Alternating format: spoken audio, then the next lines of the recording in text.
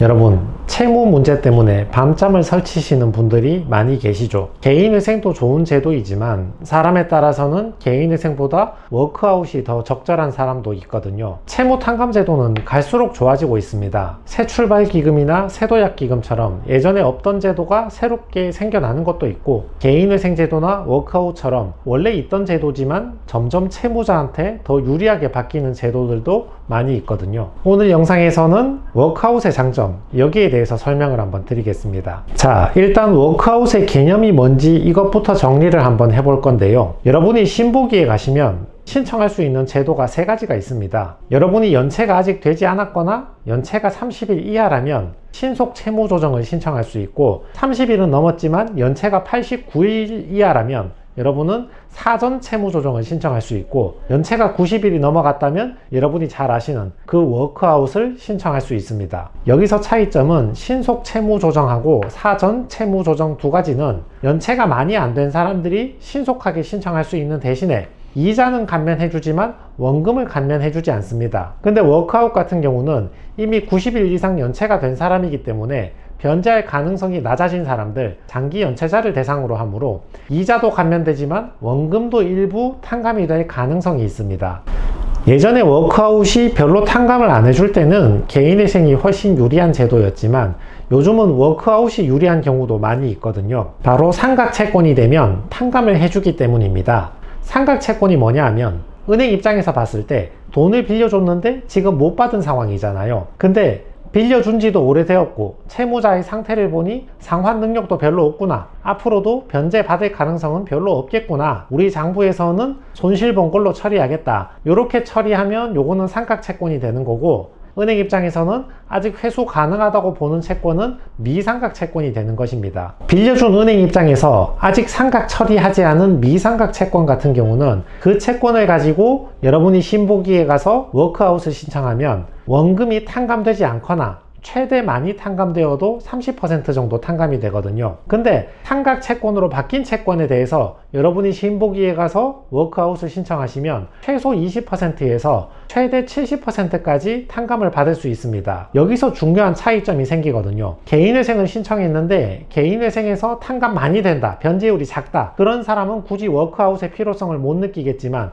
개인회생 신청했더니 변제율이 90%, 100% 나온다, 이런 사람들은 상각 채권으로 바뀐 다음에 워크아웃 가서 신청하면 탕감이 많이 될 수 있으니까, 또는 탕감될 가능성이 있으니까 워크아웃 제도도 적극적으로 알아보셔야 하는 거죠. 자, 오늘 영상의 주제인데요. 내가 빚이 왜 생겼는지 그 원인을 한번 살펴봐야 됩니다. 내가 채무가 생긴 원인이 사치나 탕진, 도박, 과소비, 낭비, 이런 게 대부분의 사유를 이루는 사람들이 있잖아요. 개인회생을 신청하면 나의 사치나 탕진성 금액들을 전부 다 청산가치에 넣으려고 하니까 회생위원 재량으로 일부 봐준다고 하더라도 상당한 금액이 청산가치에 반영되니까 채무자의 변제율이 70%, 90%, 100% 이렇게 커질 수가 있거든요. 사치 탕진이 없다고 하더라도 5천만 원 빌려서 전액 배우자한테 편파 변제를 했다든지, 작년에 아파트를 팔았는데 팔고 받은 대금의 거의 대부분을 친구나 나의 아버지한테 편파 변제했다, 또는 현금으로 출금했는데 사용처를 설명을 못하겠다, 이런 분들도 사치 탕진과 유사하게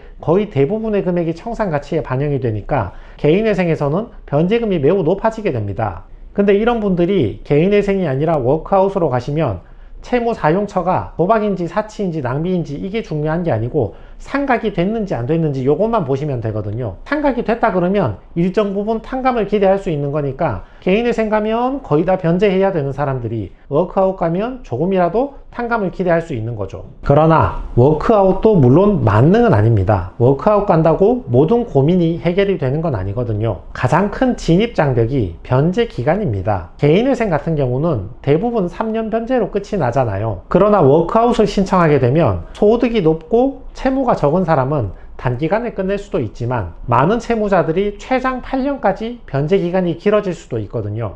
개인회생 3년 같은 경우는 그냥 나 죽었다고 생각하고 3년 동안 생활비 아껴가면서 변제금 내고 무조건 3년 안에 끝내겠다, 요게 가능한데, 워크아웃 8년 변제가 걸리게 되면 8년 변제하는 동안 아플 수도 있고 실직할 수도 있고 사업을 폐업할 수도 있고 무슨 일이 생길지 모르니까 진행하다가 더 이상 변제하지 못하고 실패할 가능성도 항상 존재를 하는 거죠. 그래서 변제금을 내야 된다는 불안정한 지위를 빨리 끝내고 싶은 사람은 개인회생이 더 나을 수도 있습니다.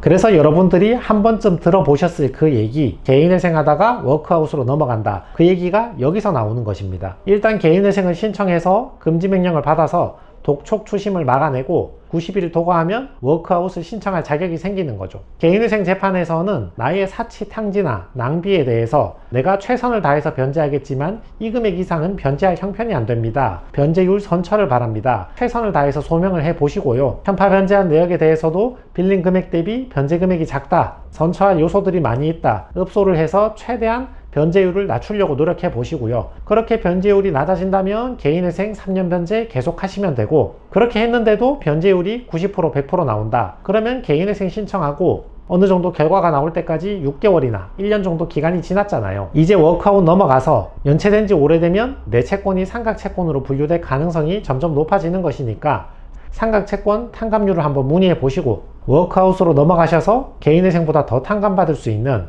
이런 전략을 쓰시는 분들이 많이 계신 거죠. 자, 정리해 봅시다.